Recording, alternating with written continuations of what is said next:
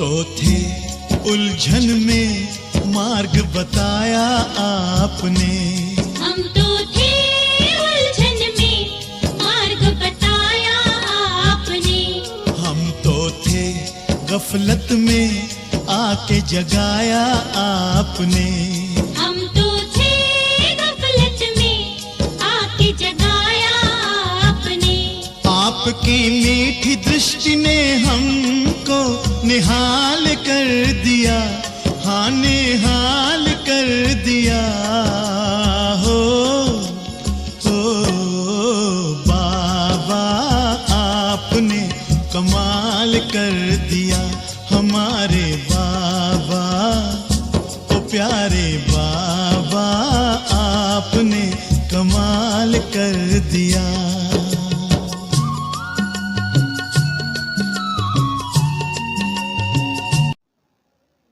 ओम शांति। आज 26 मार्च 2023 बाबा की मुरली रिवाइज करेंगे। आज की मुरली का सार है, त्रिकालदर्शी स्थिति के श्रेष्ठ आसन द्वारा सदा विजयी बनो और दूसरों को शक्ति का सहयोग दो। आज बाबा ने कहा कि बाबा ने सब बच्चों को त्रिकालदर्शी बनने का साधन दिव्य बुद्धि का वरदान सबको दिया है। बाबा ने कहा जो दिव्य बुद्धि है उसके द्वारा बच्चे अपने आप को और बाप को और तीनों कालों को स्पष्ट जान सकते हैं। दिव्य बुद्धि के द्वारा ही सर्व शक्तियों को धारण कर सकते हैं। बाबा ने कहा वरदान सबको दिव्य बुद्धि का मिला है, लेकिन सब बच्चे नंबरवार उसको कार्य में लाते हैं। बाबा ने कहा कि जो दिव्य बुद्धि वाली आत्माएं होंगी वो हर बोल, कर्म और संकल्प तीनों कालों को ध्यान में रख कर करेगी। मतलब जो समय बीत गया, जो अभी चल रहा है, जो आने वाला है। लेकिन बाबा ने कहा जो साधारण बुद्धि वाली आत्माएं होंगी वो सिर्फ वर्तमान को, समय को ध्यान में रखते हुए अपने कर्म, बोल और संकल्प करती हैं। बाबा ने बताया कि जो दिव्य बुद्धि वाली आत्माएं हैं वो तीनों कालों का ध्यान रखती हैं, लेकिन जो अलबेली बुद्धि वाली आत्माएं हैं वो आदि, मध्य, अंत के बारे में नहीं सोचती। वो सिर्फ वर्तमान का ध्यान रख के चलती हैं, इसीलिए उनको सफलता सहज प्राप्त नहीं होती। सफलता पाने में उनको धोखा मिल जाता है। फिर बाबा ने बताया कि जो त्रिकाल जैसी स्थिति का आसन है वो श्रेष्ठ आसन है। उसके द्वारा बाबा कहते बच्चे खुद भी विजयी बन सकते हैं और दूसरों को भी विजयी बनने में सहायता दे सकते हैं, शक्ति दे सकते हैं। आगे बाबा ने बताया कि सब बच्चों के पास ज्ञान, गुण और शक्तियों का खजाना जमा है। कोई ऐसा बच्चा नहीं जिसके पास ये तीनों खजाने ना हों। लेकिन बाबा ने कहा फिर भी नंबरवार बच्चे हो जाते हैं।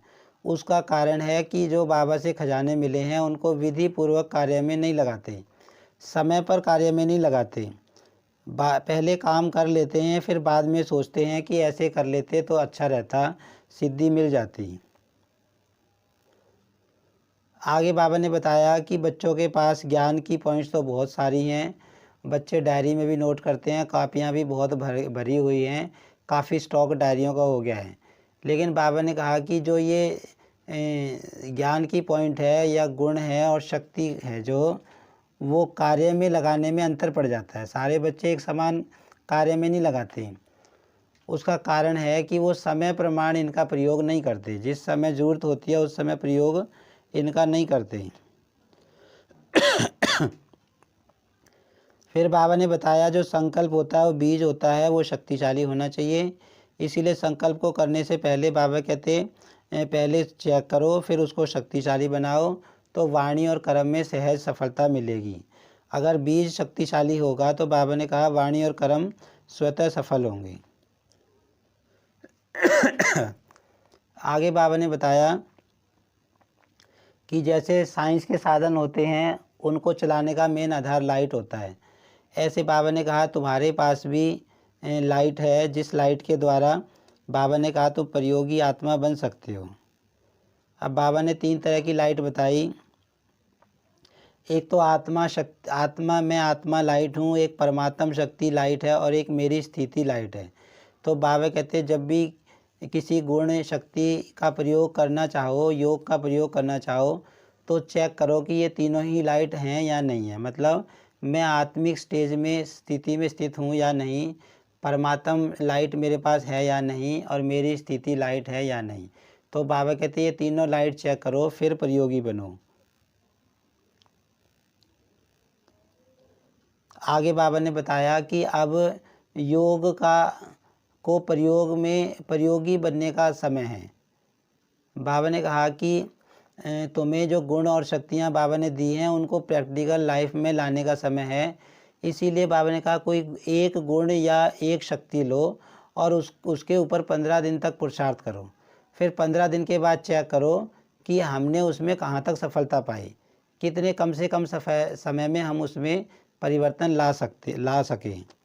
तो बाबा कहते हैं अपनी रिजल्ट चेक करो। फिर बाबा ने कहा कि पहले अपने ऊपर प्रयोग करो, फिर दूसरी आत्माओं को प्रयोग लाने में उनकी मदद करो, सहयोग दो। आगे बाबा ने दादियों से मुलाकात की। तो बाबा ने कहा कि तुम निमित्त श्रेष्ठ आत्माएं हो। बाबा ने कहा कि जो निमित्त आत्माएं हैं वो उनके मन में हमेशा टचिंग होती रहती है कि अब ये करना है, अब ये करना है, सेवा की नई नई बातें आती रहती हैं।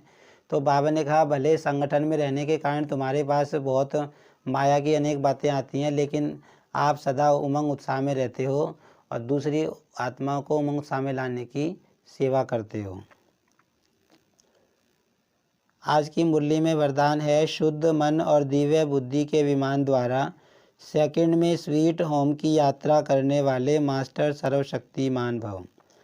तो आज बाबा ने वरदान में बताया कि साइंस वाले कितने फास्ट गति के यंत्र बना रहे हैं, अंतरिक्ष में जाते हैं तो, और ख़र्चा भी करते हैं, समय और एनर्जी भी लगाते हैं। बाबा ने कहा लेकिन तुम्हारे पास एक ऐसी शक्ति है, मन की शक्ति, शुभ संकल्पों की शक्ति, जो सोचा और तुम सीधे परम धाम में पहुंच जाते हो बहुत दूर। कोई खर्चा नहीं लगता, कोई एनर्जी नहीं लगती। बाबा ने कहा शुद्ध मन और दिव्य बुद्धि के विमान द्वारा जब चाहे तब अपने बाबा परम धाम में जा सकते हो और लौट आ सकते हो। मास्टर सर्वशक्तिमान को कोई रोक नहीं सकता। बाबा ने कहा तुम मास्टर सर्वशक्तिमान हो।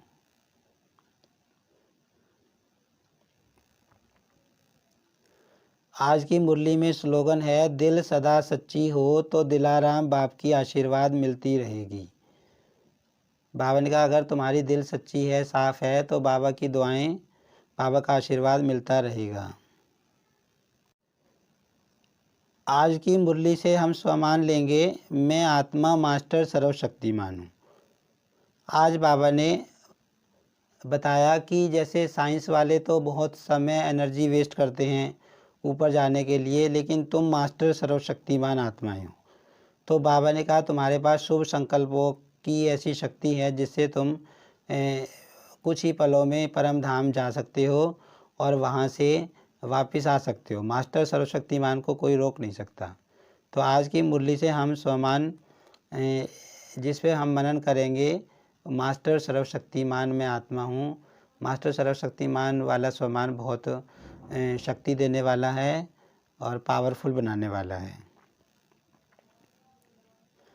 अच्छा, ओम शांति।